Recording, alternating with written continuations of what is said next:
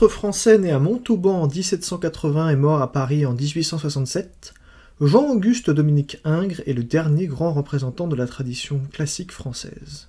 Il est connu pour ses nus et ses portraits dans l'histoire de l'art, mais il a aussi réalisé des tableaux d'histoire académique.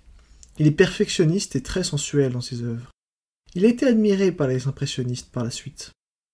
C'est le défenseur du classicisme face au romantisme. Il a une ligne douce, arrondie, et un talent pour représenter la psychologie de ce personnage, surtout dans ses nus.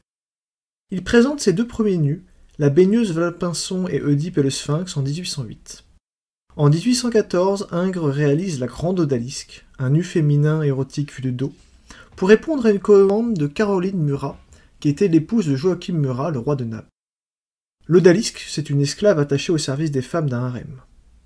Le peintre récupère sa toile après la chute de l'Empire et donc du trône de Joachim Murat. Il présente sa toile au salon de 1819, ce qui provoque l'incompréhension des spectateurs et des critiques d'art.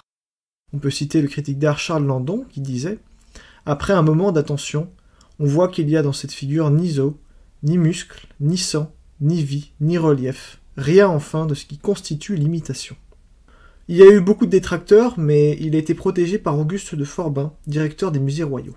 L'œuvre en soi fait 91 cm sur 162 cm. La symétrie de la composition est soigneusement calculée.